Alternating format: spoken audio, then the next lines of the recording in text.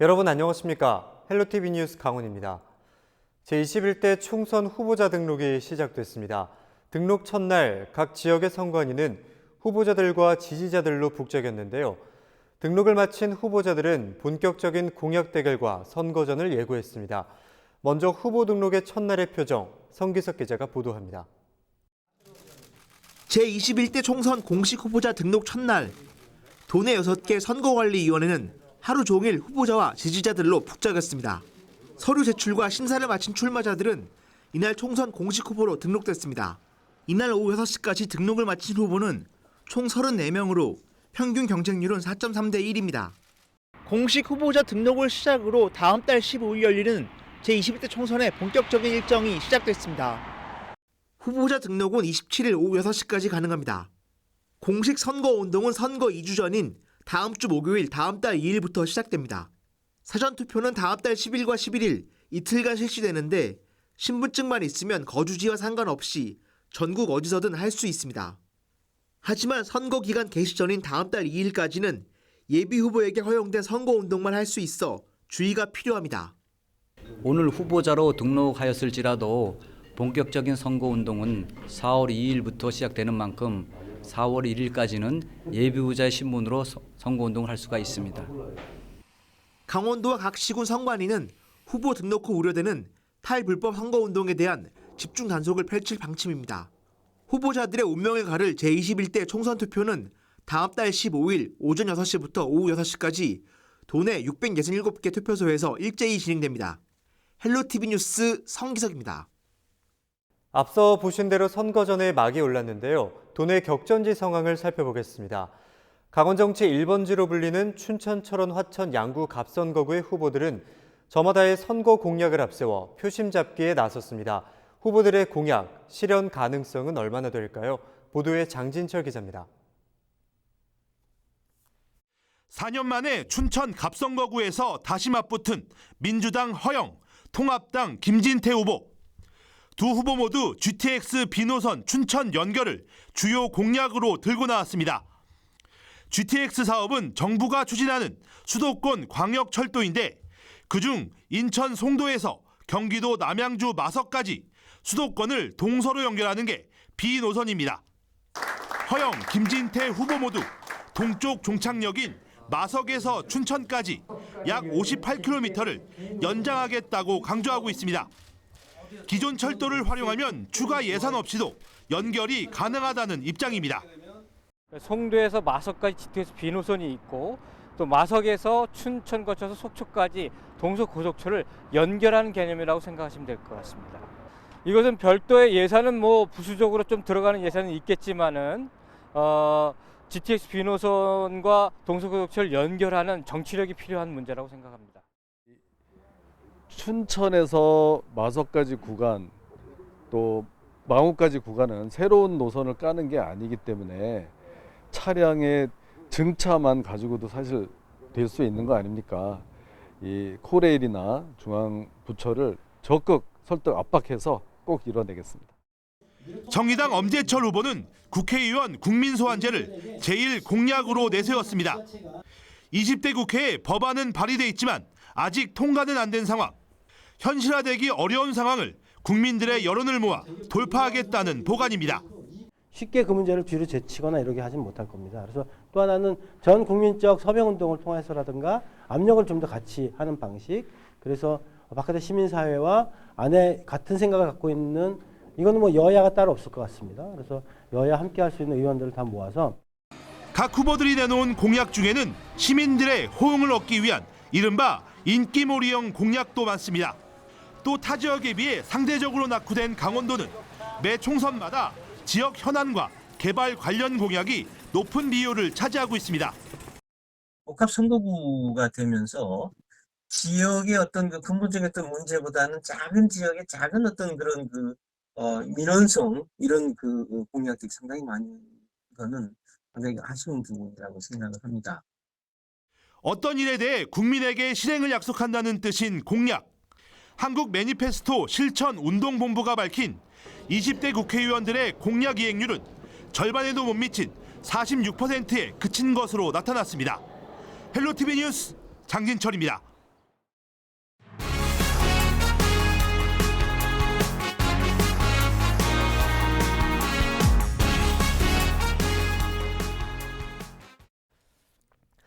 네, 그런가 하면 이번 총선은 유독 무소속 후보가 많습니다.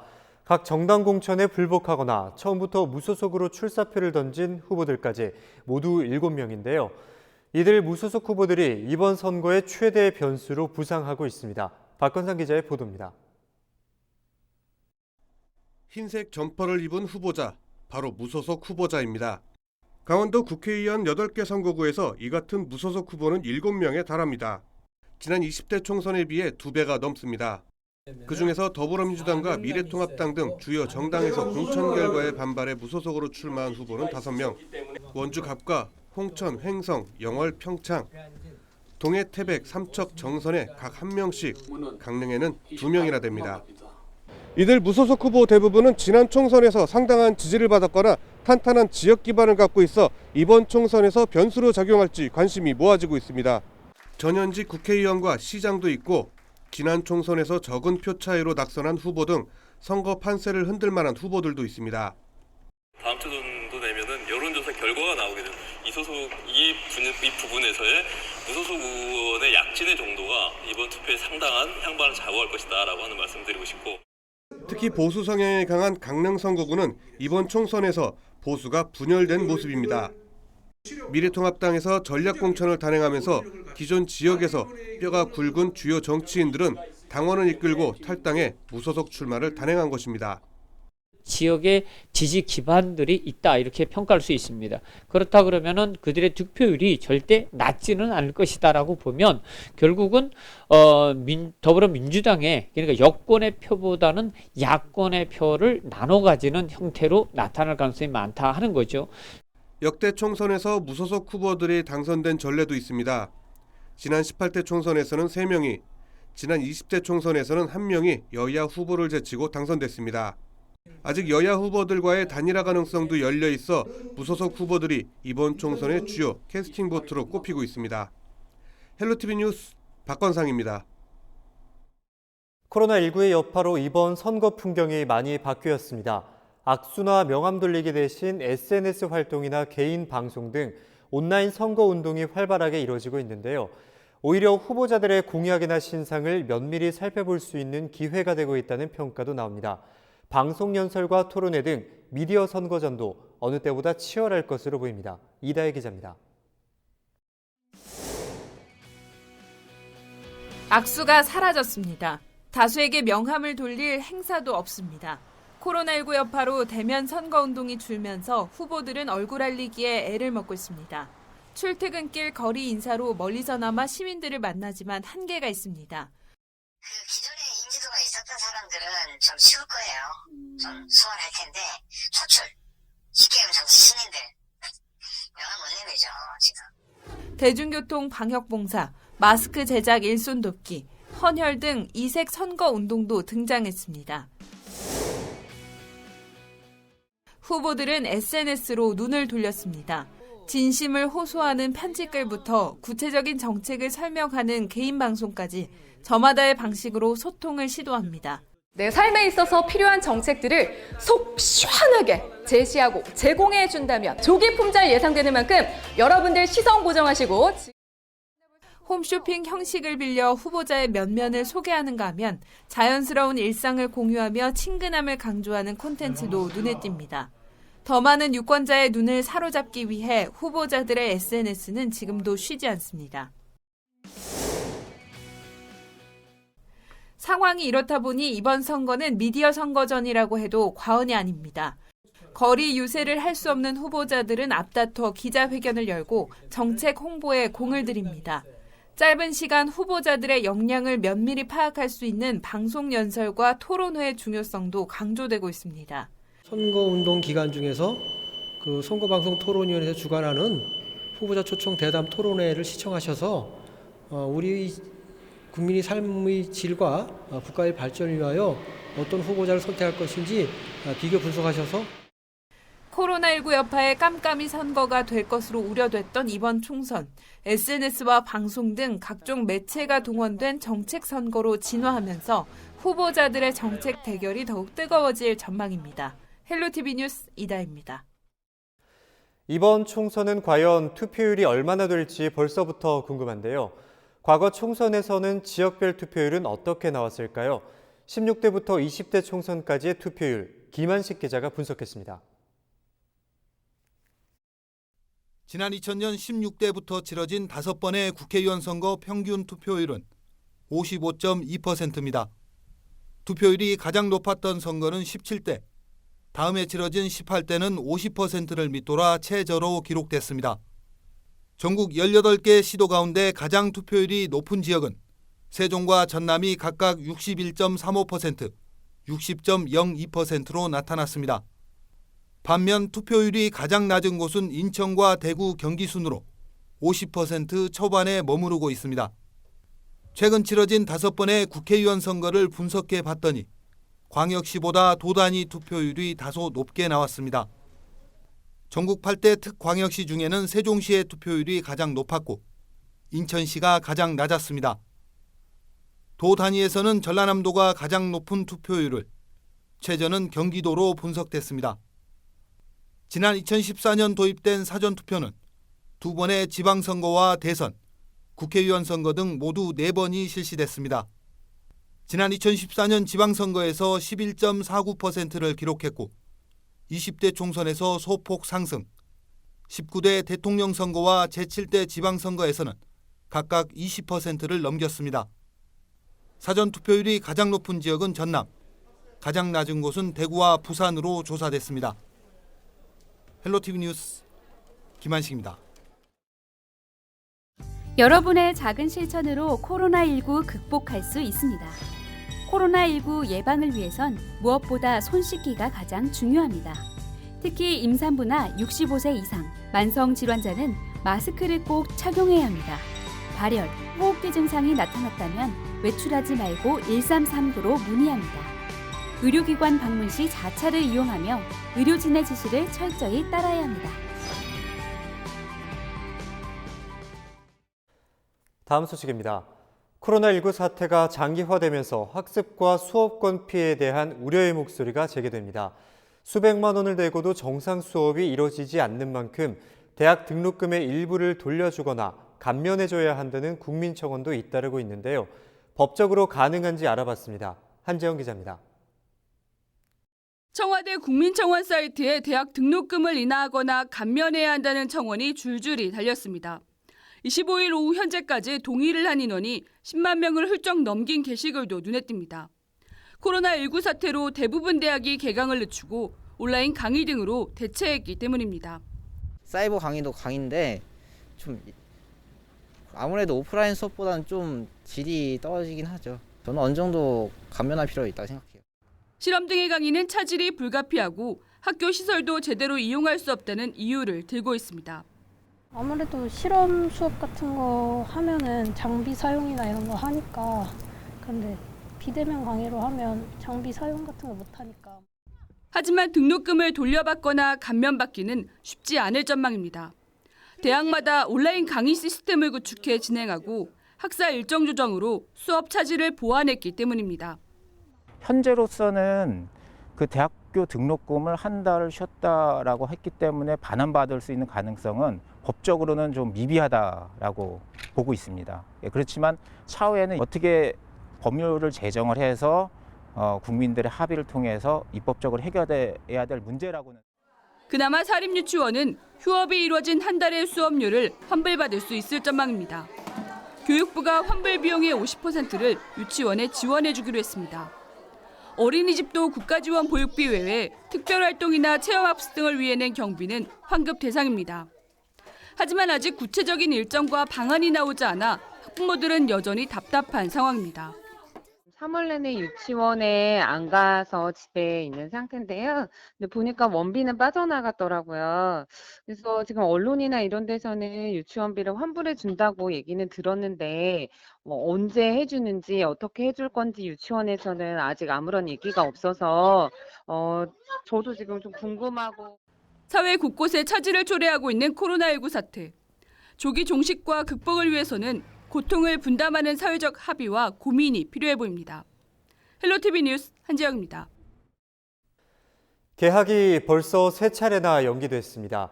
어린이집과 학원, 대학들도 줄줄이 영향을 받고 있는데요. 그에 따른 돌봄 공백 문제는 현재 여전히 진행형입니다. 개학 날짜를 더 미룰 수 있다는 가능성도 제기되고 있는데요. 시민들의 의견은 어떨까요? 여론은 지금 이다혜 기자입니다. 코로나19 확산 방지를 위해 정부가 개학 연기라는 초강수를 둔 것에 대해서는 대체로 긍정적인 평가가 나옵니다.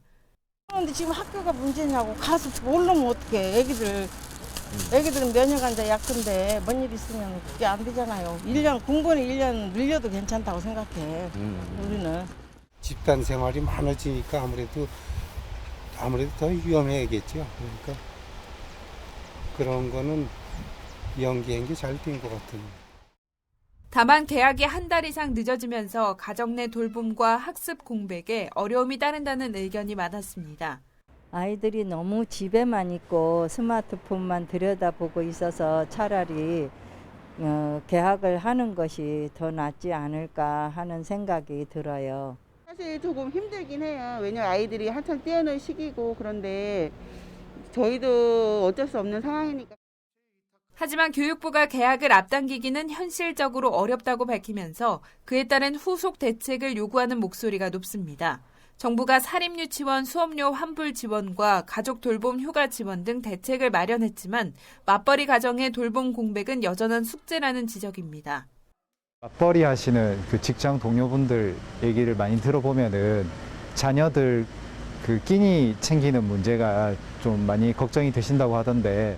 직장에서 이제 고용노동부라던가 이런 데서 그런 권고가 뭐 그걸로 해서 쓰는 거에 대해서는 뭐 유급을 물론 어려우면 뭐 어떻게 한다던가 인사적 불이익은 없었으면 좋겠어요. 네. 정부가 4월 6일 개학이 가능할지도 아직 판단하기는 이르다고 발표하는 등 개학 추가 연기 가능성도 배제할 수는 없는 상황. 시민들의 반응은 엇갈리고 있습니다.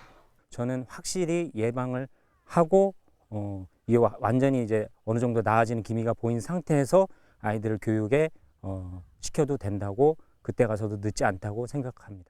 빨리 개학을 해가지고 학교에서 단체로 방역소도 하고 식단도 잘 짜가지고 학교에서 관리해 주는 게 좀 나을 것 같고. 정부는 원격 수업도 수업 일수로 인정하는 온라인 개학 동시 추진 방안도 검토하고 있다고 밝혔습니다. 정확한 개학 날짜 등 학사 일정과 수능 시험 연기 여부는 다음 주 초 발표될 전망입니다. 헬로티비 뉴스 이다혜입니다. 강원경찰이 디지털 성범죄에 대한 수사를 강화합니다. 강원지방경찰청은 강원청에서 성착취 영상 공유 텔레그램 대화방인 N번방 사건을 전국에서 가장 먼저 수사했고 이 같은 범죄에 대한 엄정 단속을 위해 지방청과 일선경찰서에 디지털 성범죄 특별수사단을 설치한다고 26일 밝혔습니다. 특별수사단은 지방청 2부장이 단장을 맡고 사이버 수사대와 여청 수사계 등 43명으로 편성해 올해 말까지 운영됩니다.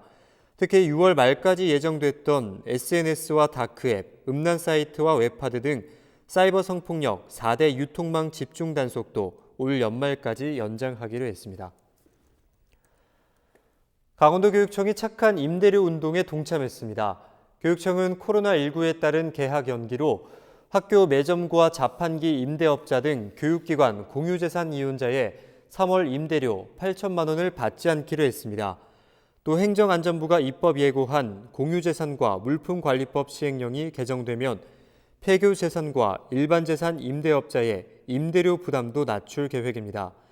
교육청은 착한 임대료 운동이 지역경제 활성화와 위기 극복에 도움이 될 것으로 기대하고 있습니다.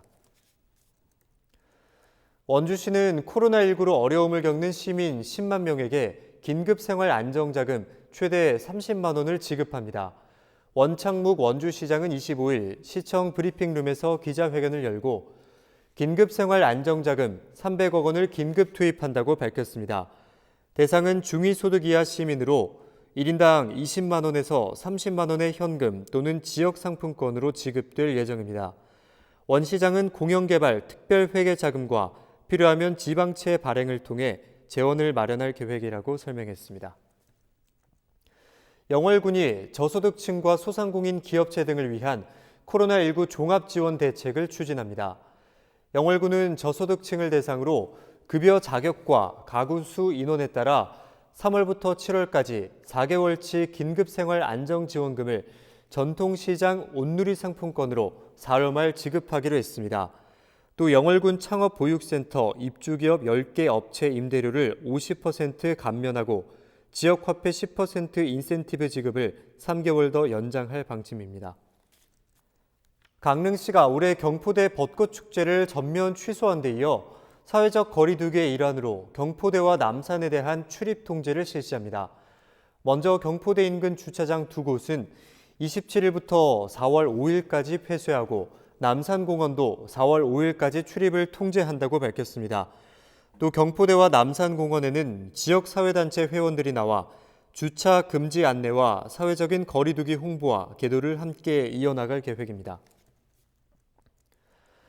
원주시가 요양병원 등 고위험 집단시설 종사자에 대해 코로나19 진단검사를 실시합니다. 원주시는 최근 국내에서 산발적인 집단 감염이 지속됨에 따라 감염 취약계층에 대한 선제적인 조치로 지역 내의 요양병원, 정신병원 종사자에 대한 전수검사를 실시한다고 밝혔습니다. 요양원 등 사회복지시설에 대해서는 유증상자를 중심으로 검사를 지속 실시해 코로나19 감염 환자 조기 발견에 만전을 기할 방침이라고 원주시는 덧붙였습니다. 춘천시가 코로나19 감염 확산 방지를 위해 집회와 모임 등을 금지하고 나섰습니다. 춘천시는 다음 달 5일까지 춘천 지역에서 개최되는 연극과 서커스 등 흥행과 집회, 제례 또는 그 밖에 여러 사람의 집합 모임 등을 금지하는 행정명령을 공고했다고 26일 밝혔습니다. 이 행정명령을 위반할 경우 감염병 예방과 관리에 관한 법률에 따라 300만 원 이하의 벌금을 받을 수 있습니다. 춘천시는 종교시설과 실내 체육시설, 유흥시설과 PC방, 노래연습장, 학원 등에 다음 달 5일까지 운영을 중단한다고 권고했습니다.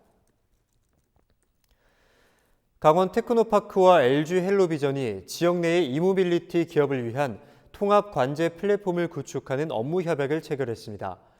강원 테크노파크와 LG 헬로비전은 26일 LG 헬로비전 영서방송에서 업무 협약식을 갖고 국내 최초 이모빌리티 통합 관제 플랫폼을 구축해 강원도가 산업 거점으로서의 경쟁력을 확보하는 데 협력하기로 했습니다. 이모빌리티는 전동 킥보드, 전기 자전거, 전기차 등 전력을 동력으로 하는 이동 수단을 말합니다. 결국은 이 IoT는 또 기반 그 중계탑이라든가 뭐 이런 게 없으면 안 되는 거니까 그런 것들에 대한 것이 LG 헬로비전에서 잘 미리 준비되어 있으니까 저희가 그런 것들 그래서 저희가 같이 할 거는 아마 콘텐츠 개발 쪽을 좀 우리가 같이 하면은 좋을 것 같아요. 이번 협약에 따라 두 기관은 횡성산업단지에 입주한 이모빌리티 기업들의 사물인터넷 통합 서버를 구축해 기업의 투자 비용을 절감하고 축적된 데이터를 활용한 신규 사업 기회 발굴 등에 나설 방침입니다. 속초 해양경찰서가 3일 동안 추진한 북상어망 회수 작업을 통해 5억 1천만 원의 소득 창출이 발생했다고 밝혔습니다. 이번 어망 회수 작업에는 속초 해경과 해군 함정 등 7척의 경비 장비가 동원됐으며 25척의 어선이 참여했습니다. 그 결과 어망 987닭과 통발 1,900개를 회수해 1억 4천만 원의 소득을 올렸습니다. 또 그물과 함께 올라온 대게와 새우 등 10톤가량도 함께 거두면서 3억 7천만 원의 추가 소득을 올린 것으로 확인됐습니다.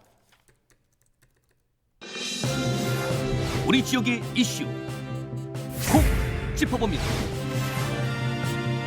헬로 이슈 토크. 네, 강원도의 현안과 이슈를 들여다보는 시간입니다. 코로나19 사태가 장기화되면서 그 여파가 지역사회에도 큰 영향을 미치고 있는데요. 최악의 위기 상황을 극복하기 위해 사회 곳곳에서는 시민들의 자발적인 움직임이 이어지고 있습니다. 강원도 역시 다양한 운동을 전개하고 또 도민의 참여를 독려하면서 코로나19로 피폐해진 지역에 활력을 더하고 있는데요. 이번 시간은 헬로 이슈 토크에서 위기를 극복하기 위한 도민들의 힘을 주제로 이야기 나눠보겠습니다.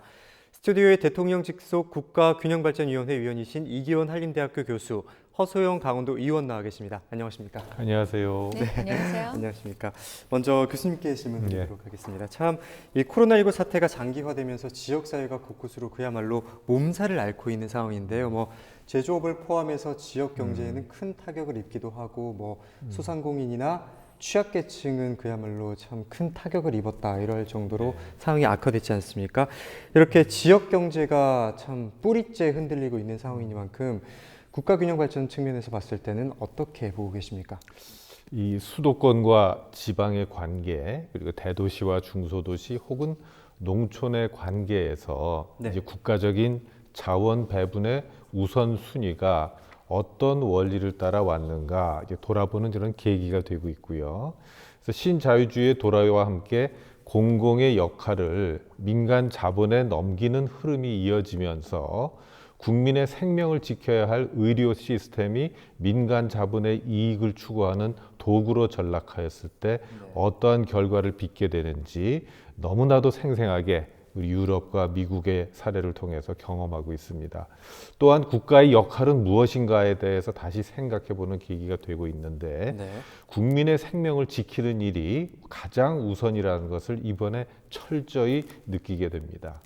어렸을 때부터 선진국이라고 닮고자 노력했던 나라들의 공공의료 시스템이 신자유주의 시대를 거치면서 미국식이건 유럽식이건 감염 질환의 전파에서 전혀 재구실을 못하고 있습니다.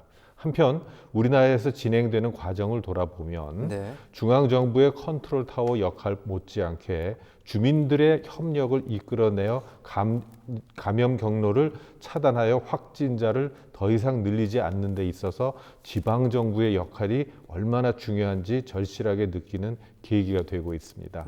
주민들의 협력이 사회적 거리 두기를 통해서 경제활동, 사회활동의 위축을 초래하는 만큼 주민들의 생계가 시급한 문제로 부각되고 있습니다.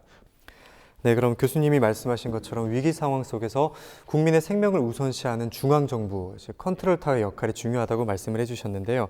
코로나19가 이렇게 결국에는 지역균형 발전 측면에서도 상당히 막대한 영향을 끼친 만큼 우리가 지난번에 IMF 시절이나 우리 국민들이 금모으기 운동, 아나바다 운동을 통해서 힘든 상황을 극복해왔던 대한민국의 저력을 보여줬던 사례들이 있었던 만큼 이번에도 국가적인 위기 상황 속에서 시민들의 힘을 의지할 수가 있다고요? 예. 이번 위기뿐 아니라 아까 말씀하셨던 대로 이제 몽고 침략, 임진왜란, 일제 강점기 등 국가적 위기마다 우리 주민들은 의병을 조직한다거나 국채 보상 운동을 조직하고 금모으기 운동을 하면서 극복해온 경험이 있습니다. 이번 위기의 특징은 금융위기에서 출발하여 실물 경제로 옮아갔던 지난 IMF 위기나 2008년 서브프라임 위기와는 달리 감염 질환의 전파로 모든 활동이 위축되면서 실물 경제가 먼저 타격을 받고 금융위기로 전이되고 있다는 특징을 갖고 있습니다. 따라서 지난 위기에서 효과를 본 바 있는 양적 완화 정책이 다시 먹힐 수 있을지 우려되는데 아니나 다를까 그 효과가 한 하루밖에 안 가는 것을 계속해서 보고 있습니다. 이러한 어려움을 극복하려면 중앙정부의 리더십 못지않게 협력하는 시민들의 모습이 필요한데 미국과 유럽에서는 사재기에서 보듯이 시민의식이 무너지고 있는 것을 볼 수 있습니다. 반면에 우리는 공적 마스크를 양보한다거나 고생하는 의료진들에게 도시락을 제공한다거나 대구 경북 지역으로 의료진들이 자발적으로 봉사에 나선다거나 자원봉사센터에서 마스크를 제작하여 보급하는 등 함께 극복할 수 있다는 희망을 보여주고 있습니다. 이러한 흐름이 민생을 살리는 데도 힘을 발휘할 수 있을 것입니다. 강원도의 경우 감자 생산 농가를 돕는다거나 화훼 농가를 돕는 활동들이 시민운동으로 확산이 되면 어려운 시기를 극복하는 데 도움이 될 것으로 확신합니다. 네, 이렇게 시민들의 협력이 참 훈훈한 미담 사례가 쏟아지고 있어서 그나마 참 다행으로 생각을 하고 있는데요. 그럼 조금 더 구체적으로 들여다보도록 하겠습니다. 이제 의원님께 질문을 드릴 텐데요. 현재 전국적으로 위기 상황을 극복하고자 다양한 형태의 시민운동 움직임이 일고 있잖아요. 예를 들어서 착한 임대인 운동, 또 앞서 저희가 보도해드렸듯이 세브란스 기독병원에서는 충북과 대구 지역의 의사 2명과 간호사 2명을 파견을 하는 등, 그리고 또 강릉 지역에서는 40대 남성이 이제 빈병을 모아서 마련한 자금을 경찰서에 갖다 주기도 하는데 이러한 훈훈한 사례들이 잇따르고 있는데요. 강원도의 경우는 어떤지 한번 짚어주실까요? 네, 그러니까 위기와 재난이 오면 더 견고해지고 강해지는 시민들의 힘을 이번 코로나 사태에서도 또 확인할 수가 있었는데요. 네.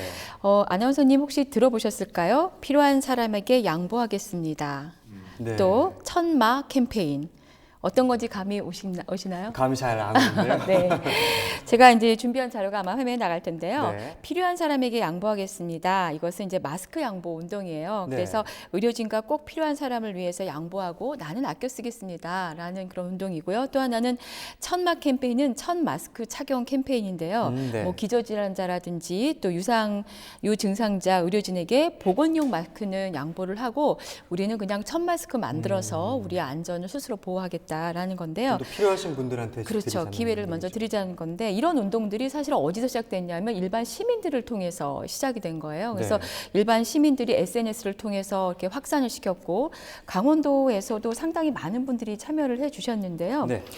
물론 이제 저도 이 천 마스크 쓰기 운동에 참여를 했는데 네. 페이스북이나 이런 데를 통해서 그 자원봉사자들을 모집을 했는데 순식간에 춘천시 자원봉사센터 같은 경우에는 한 100여 명이 거의 하루 안에 나 하겠다. 마스크 만든다는데 나도 참여하겠다. 난 재봉을 좀 할 줄 안다. 나는 재단을 좀 할 줄 안다. 이래서 서로 십시일반의 재능을 나누는 형태의 봉사활동을 해주셨고 또 그렇게 봉사활동을 이렇게 재봉의 역량이 없으신 분들은 지금 이제 화면에 나가듯이 강릉시 자원봉사센터가 그 코로나19 극복 시민 백신 프로젝트라는 걸 진행을 했어요. 네. 그러니까 우리 시민 스스로가 코로나의 백신이 되자 운동을 통해서 그래서 서로 돕는 어떤 연대하는 그런 기회들을 갖는데 요리하는 사람은 요리로 또 그 밖에 이렇게 자잘한 심부름을 할 수 있는 사람은 심부름으로 또 재원을 출연할 사람은 출연하는 것으로 다양하게 이렇게 참여를 해서 응원 메시지 카드를 보내기도 하고요. 그리고 이제 춘천이나 지금 18개 시군 전역에서 실제로 그 마스크 만들기, 천 마스크 만들기를 하고 있습니다. 네. 그래서 그 실태를 전달을 해드리면 코로나19 관련해서 강원도 자원봉사자 현황 2020년 3월 19일 기준의 내용을 보면요. 요 시기에 중점으로 활동하셨던 연 인원이 6,292명이세요. 그리고 한 2주 정도 되는 기간 동안에 참여하신 건데 이 분들의 활동으로 수혜를 받으신 분들은 22,054명이 되시고요. 주로 이분들이 하시는 내용들이 SNS 홍보 활동이라든지 대시민 캠페인을 통해서 아까처럼 천 마스크 씁시다, 양보합시다, 또 우리 사회적 거리 둡시다 이런 활동들을 하고요. 그 밖에 아주 구체적으로는 방역 봉사 활동을 해서 지금 한 168회에 걸쳐서 1,735명이 참석하셨고요. 그 다음에 대주민 지원 활동으로 또 462명이 34회 활동을 하셨고 또 약국에 마스크 판매 지원하는 게 있어요. 줄을 많이 서고 그러다 보면 약사들이 제대로 오히려 그 약을 처방하거나 이렇게 하는데 그래서 본연의 업무를 할 수가 없어지니까 거기에서 마스크에 한해서만 자원봉사자가 옆에서 도와주면서 그 업무의 처리 속도를 높여주는 그런 봉사활동도 참여하시고요. 그리고 이것은 이제 아까 이기원 교수님께서 말씀하신 것처럼 마스크 제작 지원하는 데인데요. 여기는 진짜 집으로 가져와서 하시는 분들 그리고 나와서 손 빠진 일로 도와주시는 분들 다양하게 참여하셔서 지금 현재 강원도에서는 1,630여 명 정도가 55회에 걸쳐서 제작을 하고 있고요. 강원도 차원에서 광역 차원에서 18개 시군의 자원봉사센터를 모두 활용해서 하는 것은 저희 강원도가 처음 있는 일입니다. 그러니까 시군 단위로는 자기 자치단체 중심으로 많이 했는데 강원도가 이제 최문순 이사님도 그렇고 각 지자체장도 그렇고 이거 우리한테 닥친 위험과 재난을 우리 스스로 좀 막아보자라는 측면 서면에서 합의를 해주셔서 네. 그 강원도 자원봉사센터가 주관이 돼서 정전기 필터 삽입형 면 마스크를 지금 15만 개를 제작하고 있습니다. 네, 자체 그래서 지금 생산으로. 네, 그래서 뭐 원주도 마찬가지고 춘천이고 모든 그 강원도의 그 시군들이 계속 재봉틀을 돌리는 소리가 들릴 텐데요. 이 마스크만 주면 사실은 비말을 충분히 효과적으로 막을 수 없다고 많이들 생각하셔서 여기에다가 정전기 필터를 따로 삽입할 수 있는 필터를 5개에서 10개씩 제공을 합니다. 그러면 마스크 하나를 적어도 10번 이상 쓸 수 있으니까요. 사실상은 15만 개를 만들면 거의 150만 개의 그 보급 효과가 있다고 볼 수 있죠. 그러면 그 숫자적으로만 본다 그러면 강원도민 한 150만 명이라고 하잖아요. 강원도민이 모두 한 번 정도씩은 우리 강원도가 만든 천 마스크를 쓸 수 있다라는 이제 그런 계산도 나오고요. 다양한 방식으로 또 그 시민들이 지원을 하고 있습니다. 아까도 잠깐 또 이제 언급하셨던 것처럼 이게 이제 줄타학통시라고 그래서 그 밖에서 쪼아주고 안에서 쫄려고 노력하고 그래서 이제 결국에는 알을 깨고 이제 나오는 거잖아요, 병아리가. 그런 것처럼 이 국난에 대한 극복에는 민관이 따로 있지 않은 것 같습니다. 그래서 이번에도 강원도지사님이 제일 잘하시는 것 중에 하나가 그 농산물, 뭐 수산물 팔아주는 거잖아요. 감자. 네, 네. 맞습니다. 그래서 그 별칭에 맞게 이번에도 거의 완판남으로서 등극을 하셨는데요. 완판남이라는 별명이 붙어요. 예, 그렇습니다. 그래서 뭐 3월 20일 기준으로 한 그 10kg짜리 박스가 7만 8천 개 정도 박스가 판매가 됐고요. 지금 앞으로 한 이달 말, 다음 달 초까지 24만 3,033박스를 그 판매할 것을 목표로 해서 지금 매일 지금 판매량을 만들고 있는데 뭐 거의 뭐 주문합니다라고 한 때로부터 10분 이내에 바로 완판이 되고 되어버리는. 버리는. 네, 그래서 오히려 마스크 사기보다 어렵다. 더 어렵다. 네, 이런 얘기를 듣고요. 이거는 이제 물론 이걸 기획한 강원도의 어떤 노력도 있지만 시민들이 도와주고 싶어하는 마음이 같이 있기 때문에 가능한 거거든요. 착한 소비라고. 그렇죠. 예, 전국 곳곳에서 그렇게 해주시고 있고 또 하나는 우리 왜 졸업 시즌 되면 대표적인 그 가장 많이 팔리는 것 중에 하나가 뭐죠? 졸업 시즌에? 꽃. 그렇죠. 네. 근데 그 꽃 같은 경우가 이 거의 그 사람들이 모이지 않는 졸업식을 많이 했잖아요. 그러다 보니까 그 갈 길을 잃어버린 그 꽃들이 많았습니다. 그래서 화훼 농가를 도웁시다 해서 한 2가지 그 프로그램이 운영이 되고 있는데요. 플라워 버킷 챌린지. 그래서 꽃바구니를 내가 A라는 사람한테 주면 A는 B라는 사람한테 주면서 이렇게 릴레이로 한 바구니씩 사서 소비를 촉진시키는 것도 하고 그다음에 강원도의 자체 내에서 이렇게 직원분들이 하는 것 중에 오늘도 화이팅해서 꽃화자 화이팅을 써서 꽃다발을 이제 서로 전달해 주는 거고 뭐 인증샷 우리나라 꽃다발이 있는 인증샷을 주면 이제 뽑힌 분들한테 또 이제 꽃다발을 선사할 수 있는 그런 기회를 주는 다양한 그런 활동들을 기획하고 또 많이 호응을 해주시고 계십니다. 네, 강원도에서도 지원을 해주고 있고 뭐 천막 캠페인이라든지 시민들이 직접 발벗고 나서서 이러한 선한 영향력을 끼치니까 참 우리가 이런 힘든 시기를 겪어나갈 수 있는 원동력이 되지 않을까 생각을 하는데요. 또 이러한 위기 상황 속에서 시민들의 자발적인 움직임이 필요한 이유가 어떤 것이 있다고 보십니까? 결국 우리 시민들이 겪어야 할 고난이고 그 고난을 극복하는 것도 우리 시민들 자신이기 때문에 이 일을 누가 대신해 줄 수가 없습니다. 도와 시가 해줄 수 있는 것은 그러한 일을 수행하는 데 필요한 행정적 그리고 재정적 지원이지 그 일 자체를 해줄 수는 없기 때문에 우리 시민들이 자발적으로 나서야 하는 것이죠. 중요한 것은 남의 일이 아니고 바로 우리 일이라는 것입니다. 그러한 일들을 함께 해가면서 풀어가다 보면 어떠한 문제라도 이 함께하면 능히 해결할 수 있다는 시민의식이 쌓이게 되고 이렇게 깨어있는 시민의 조직된 힘으로 위기를 극복할 수 있을 것입니다. 네, 참 이렇게 위기를 극복하는 데 많은 힘이 되는데 또 여기 이 과정에서 우려되는 부분도 있다고 들었습니다. 네, 사실상 그 이제 아까 감자가 완판인데요. 감자가 소비자가 5,000원을 주면 10kg을 받아볼 수 있게 됩니다. 집에서.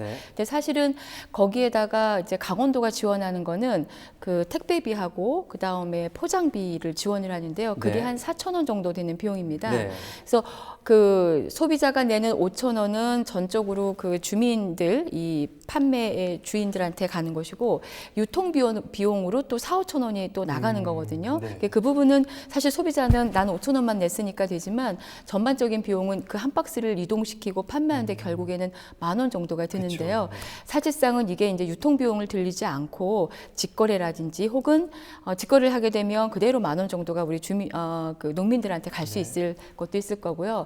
사실은 이제 농산물에 대해서는 더 본질적으로는 유통 비용의 문제가 더 큽니다. 생산량의 통제를 못했다기보다 무수한 유통 과정에서 발생하는 그런 누수 금액들이 많아서 본질적으로 농민들이 우리가 뭐 지금 이렇게 어디로 이제 유통시킬 수 없어서 썩어가고 있는 판이지만 우리가 마트에서 사면 한 뭐 몇 그램 몇 개 안 들어있는 게 한 4-5천 원 하거든요. 더 비싼 가격에 그렇죠. 그리고 이 농민들 입장에서는 좀 억울한 거죠. 그럼 여러 단계 유통을 거친 그 가격하고 바로 직거래했을 때 가격하고 너무 다르니까요. 그래서 약간 좀 본질적인 그 농산품에 대한 유통에 대한 고민들이 좀 필요할 것 같고요. 그다음에 또 사실은 열심히 어떤 그 착한 소비 혹은 착한 임대료 뭐 이런 운동들을 하는데 많이 잘 참여하지 못하시는 분들이 훨씬 더 많잖아요. 그러다 보니까 그분들이 이제 비난을 받을 수 있는데 제 생각에는 아직 참여를 못 하시는 분들에 대한 비난보다는 충분히 잘 하고 계신 분들에 대한 격려와 칭찬, 또 조명 이런 걸 통해서 스스로 조금 더 마음을 움직이도록 하는 것. 지금 우리가 사회적 거리를 두느냐고 물리적으로도 서로 막 멀리 있어서 힘든데 누군가 비난할 우리 이웃이 있는 것보단 칭찬할 이웃, 또 그 본받아야 될 이웃 이런 걸 더 많이 조명하는 것이 이런 위기 상황에는 더 중요할 것 같습니다. 네, 뭐 잘못했다고 해서 뭐 비난을 할 것보다 잘한 일은 칭찬을 할 수 있는, 독려할 수 있는 참 좋은 말 같아요. 그러면은 이렇게 코로나19 감염에 대해서는 조금은 진정 국면에 들어섰다고 보는데 이에 대해서 오늘 진행된 강원도 본회의에서는 어떤 내용들이 구체적으로 언급됐습니까? 네, 크게는 이제 추경과 관련돼서 이 코로나 사태 극복을 위해서 경제 활력을 위한 긴급 자금 지급에 대한 추경이 있고요. 또 미리 저희가 하나 한 거는 소상공인 및 중소기업 긴급 금융 지원 확대, 그 두 가지 프로그램이 그 추경에 올라왔고요. 먼저 그 강원도 경제 활력을 위한 긴급 지원금 지급에 관련된 거는 그 세 가지 범주로 되어 있습니다. 경영 안정, 생활 안정 그리고 생계 안정인데요. 그 대상에서 경영 안정은 주로 이제 그 영세 소상공인들 지금 저희가 당초에 생각했던 건 연매출 7천만 원 이하를 생각을 했었는데 이게 지금 조금 더 폭을 넓혀서 1억 원 이하로 해보자라고 해서 준비를 하고 있고요. 대상이 한 7만 8천 명 정도 됩니다. 그리고 생활 안정자 자금은 코로나로 인해서 실직되신 분들인데요. 뭐 실직 급여 수급자, 청년 구직 지원 대상자, 그리고 경력 단절 여성 지원 대상자가 그 해당이 되고요. 그리고 생계 안정은 정부의 그 기초 수급 자를 제외한 그런 취약 계층이 되는데요.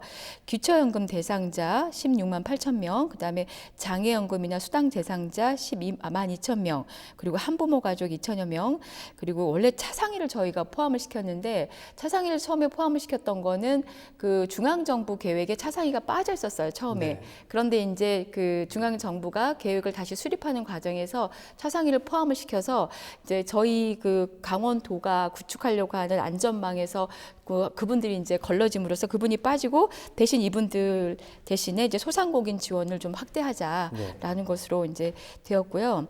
총 대상 규모를 보면은 도내만 강원도 내만 얼마나 많은 분들이 많은 분들이 혜택을 받게 되냐면 그 국가가 지원하는 대상과 또 도와 시군이 지원하는 대상을 합치면 한 46만 명, 그러니까 강원도 150만 명 중에 3분의 1 정도는 도움을 받으실 수 있는 상황이고요. 지원 금액은 현금 40만 원이 통장으로 이분들한테 들어가게 됩니다. 그런데 이걸 만약에 지역 상품권으로 바꾸시게 된다 그러면 10% 할인 혜택이 있기 때문에 거기에 그 내가 40만 원을 상품권으로 바꾸면 44만 원을 받게 되죠. 그래서 훨씬 더 유용하게 도움이 될 거라고 생각을 하고요. 이에 따른 경제 유발 효과를 추정한 것을 저희가 보니까 한 3,119억에서 또 크게는 4,731원까지 효과가 있을 거다라고 추정을 하고 있습니다. 네, 이런 혜택들이 대상되는 모든 분들이 참 누릴 수 있었으면 하는 바람입니다. 우리 국가 위기 상황일 때마다 시민들의 힘으로 극복한 경험이 있는 만큼 이번 코로나19 사태 역시 시민의 힘, 또 도민의 힘으로 이겨냈으면 하는 바람입니다. 지금까지 이기원 한림대학 교수, 허수영 강원도 의원과 함께했습니다. 오늘 두 분 말씀 고맙습니다.